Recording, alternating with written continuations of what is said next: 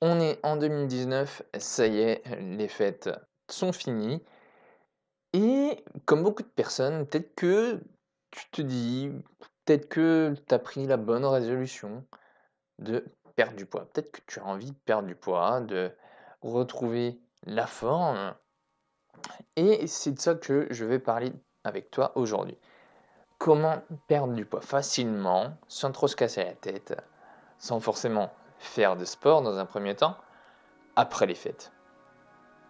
Je t'ai déjà parlé de cette méthode que j'utilise moi-même dans d'anciennes vidéos. Donc, je vais pas te redire comment je fais, je vais pas te redire précisément à quelle heure je prends mes repas, quand, comment, etc. Comment que ça s'organise. Ça, c'est expliqué dans mes anciennes vidéos. Je te laisse aller les regarder. Alors hier, avant de débuter la rentrée, j'ai commencé un jeûne intermittent parce que, premièrement, j'avais déjà envie de reposer mon organisme des fêtes.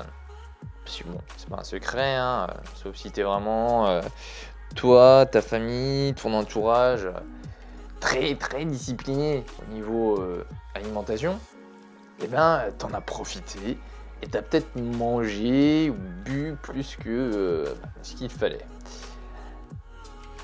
Donc j'ai commencé un jeûne intermittent qui va durer environ une semaine pour, premièrement, reposer mon organisme. Deuxièmement, le jeûne intermittent, il a un autre avantage.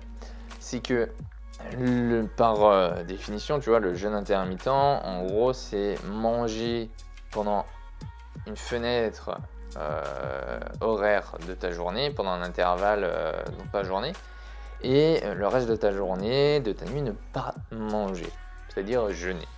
D'où le jeûne intermittent.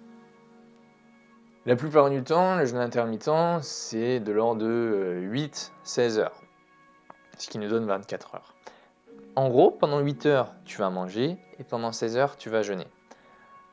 Ça veut dire que pendant 8 heures, tu vas avoir moins de repas, tu vas t'accorder moins de repas que dans une journée normale.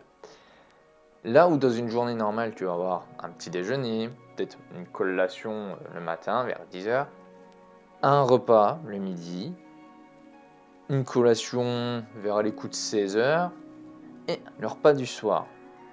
Et bien là où tu auras ces repas-là dans une journée normale, pendant une journée de jeûne intermittent, tu ne vas avoir que 3 repas si tu t'organises de la façon dont moi je m'organise.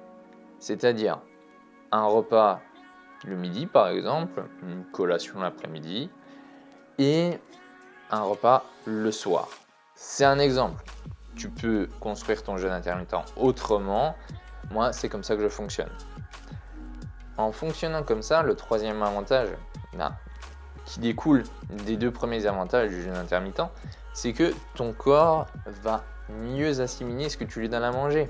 Parce que dans la logique des choses, si ton système digestif a plus de temps pour récupérer, a plus de temps pour se reposer, il fonctionnera mieux et du coup, ton corps aura plus facilement ce dont il a besoin. Alors tu le sais peut-être si tu regardes mes vidéos, mon projet, mon objectif à long terme, c'est de vivre le plus longtemps possible et de me rapprocher de 100 ans. Donc le jeûne intermittent, c'est une méthode qui fait partie de mon plan d'attaque, si je peux dire ça comme ça. Et j'aimerais développer, je sais pas, peut-être un livre, peut-être une formation qui va regrouper toutes les méthodes que j'utilise dans mon quotidien, toutes les choses que j'aimerais t'apprendre si tu as le même objectif que moi. Et donc c'est pour ça que il va peut-être y avoir un moment sans vidéo sur la chaîne. Je sais pas combien de temps ça va me prendre, mais toujours est-il que ce que je prépare, ce que j'aimerais créer comme produit va pouvoir être profitable une fois qu'il sera terminé. Sur ce, écoute, j'espère que tu as pris de bonnes résolutions, j'espère que tu vas les tenir et n'oublie pas qu'un esprit reposé, c'est un corps en meilleure santé. Sur ce, ciao.